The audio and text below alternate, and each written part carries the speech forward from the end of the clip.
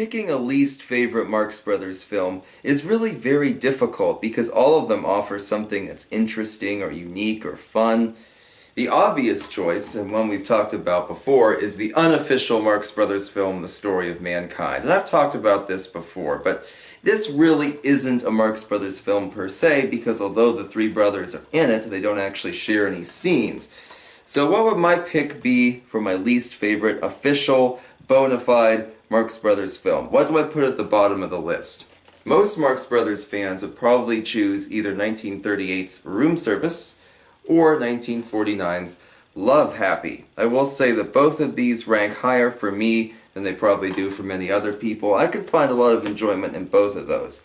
My pick for my least favorite Marx Brothers film, and it's been the same one for probably 20 years now, 1940's Go West. Now, almost every classic comedian or classic comedy team did a Western at some point, some of which are very much loved today. Like here's Laurel and Hardy's Way Out West, still considered one of their best films. But Go West doesn't do it for me. Now, I will say there are definitely some fun reasons to watch Go West. There's a very funny scene at the beginning with Chico and Harpo swindling Groucho out of all of his money at the train station. It's a very well done scene.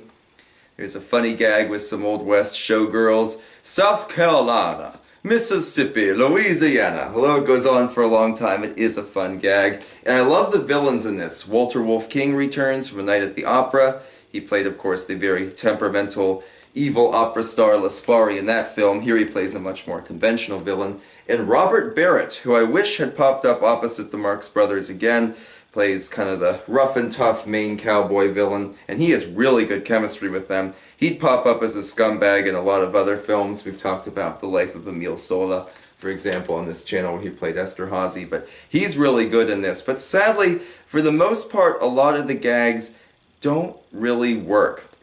Go West ends with this massive slapstick train chase, which you can tell definitely carried some inspiration from Buster Keaton's classic The General. Indeed, Keaton was a gag writer on Go West, so that makes a lot of sense.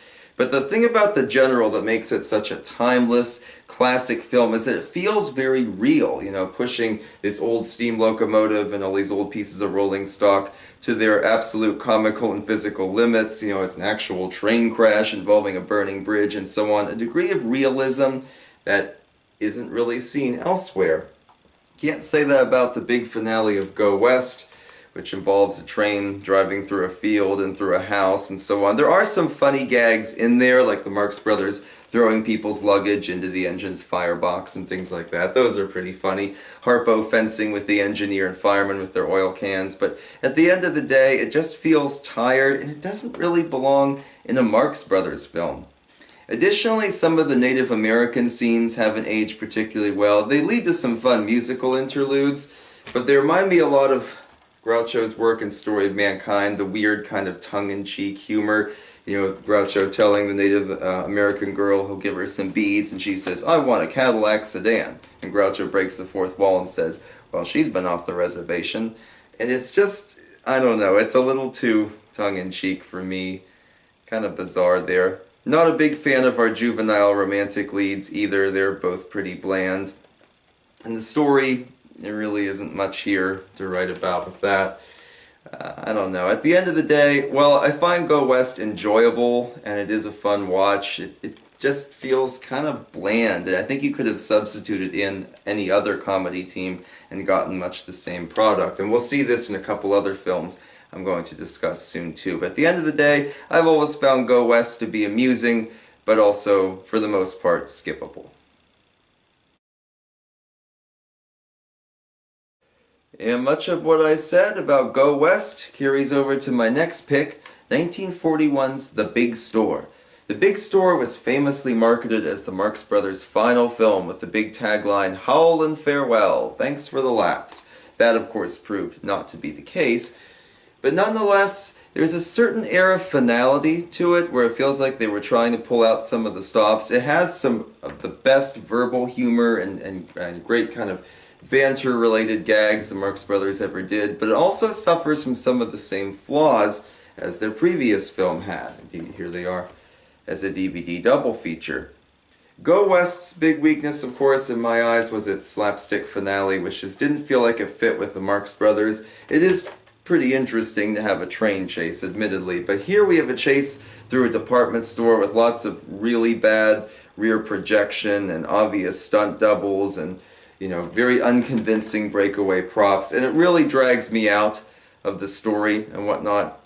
Speaking of story, we have to add too that the big store tries to be very plot driven, this elaborate story about, you know, a criminal trying to take over a department store by killing the rightful heir to the store, but his attempts fail and there's romance and intrigue, and that doesn't really pan out. The story is meant to be very tight and kind of driving the film, but it's really very loose and it's often neglected and forgotten about. This was very common, I think, in the Marx Brothers' early films, but by this stage people wanted a more conventional kind of story, and the big store doesn't quite deliver on that. I will say Tony Martin as the juvenile lead, he has pretty good chemistry with the Marxes, even though most of what he's given to do in his non-Marx scenes is pretty bland. Margaret Dumont makes her final appearance with the brothers, and she's really good, but she's not given a ton of stuff to do. Most of her scenes are near the beginning. Marion Martin, who you can see on the cover there with Harpo, kind of the comic femme fatale of the 40s. She played opposite the Three Stooges. She was in Tales of Manhattan, that kind of thing. She's really underused. Her one scene is okay, but they could certainly have done more with her. The real highlight of the cast, I think, is Douglas Dumbrill returning from A Day at the Races to play the villain, Mr. Grover. He does a good job, though he kind of looks a bit uncomfortable with some of the slapstick and whatnot. It's still pretty fun to see him getting involved there. I mentioned before with some of the banter, it has perhaps Groucho's maybe not most famous line, but up there pretty high when he sees Tony Armetta and his dozen children and looks at him and says, "What other hobbies have you got?" But sadly, not all the film are those kind of witty jokes and whatnot. We get quite a bit of slapstick. This doesn't feel very Marxian, you know, it doesn't feel like something the Marx Brothers would usually do. Additionally, the big store has the worst musical interlude of all the Marx Brothers films, one that I made myself sit through last time I watched it, even though I usually skip it, the Tenement Symphony, which is, I guess, going for like a weird kind of Gershwin sort of vibe with all these kids, you know, playing their instruments in a big orchestra, and lyrics that are clever puns about growing up in a city and combining like musical terms with urban development terms, and it's as painful as it sounds. My pick for the worst interlude ever. Again, I made myself watch it, but usually it's fast forward all the way. Tony Martin's songs aren't a whole lot better, but at least Tony Martin was talented. The children in that big orchestra were certainly not so much. Yeah. There's also a funny scene I like that never gets mentioned where Groucho accidentally arrests two men coming to buy the department store, and he gets another good line. He says, "Well, sorry gentlemen, but you sure do look like crooks."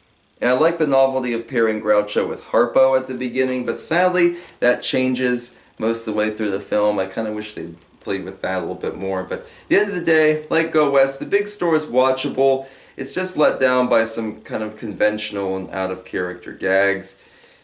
Let's see what movie is next on the list. I once read a review that called 1946's A Night in Casablanca the boring Marx Brothers film. I don't think that's necessarily fair. It is the most heavily plotted of the Marx Brothers films, an instance where the plot isn't thrown away or forgotten about for long stretches of time. It actually serves a purpose. You know, the Marx Brothers played, you know, important characters in the story and so on. And it doesn't really have a strong Marxian identity. Like I said with Go West, you could very easily, I think, have substituted other actors in these parts and it really wouldn't have changed the film that much. But there are some interesting things about A Night in Casablanca. The most interesting of which would be Sig Ruman returning to play the villain, Heinrich Stubel, a former Nazi looking to own a small hotel in Morocco because he knows that stolen French treasure is buried there. So he has to very carefully kill the previous owners and then assume control himself so he can find that treasure and flee to South America with other Nazis. Interesting story for a Marx Brothers film. And honestly, it probably could have worked as a drama even. Groucho, of course, is appointed head of the hotel and proceeds to ruin those plans. A Night in Casablanca has some really funny moments, like Groucho's interaction with Mr. Smythe, of course, vice president of the Morocco Laundry Company, to which Groucho replies, "Well, take this shirt and have it back Friday." Harpo and Chico both have good scenes, but there are certain bits that go on for way too long, like Harpo's pantomime trying to explain the plot, that kind of thing. And for the most part, the supporting cast isn't given a ton to do. We see Charles Drake, we see Lois Collier, but they're not really given much to work with here. The director, Archie Mayo, this was one of his final films. Archie Mayo had directed quite a few 1930s films of note, like Svengali, things like that, The Petrified Forest.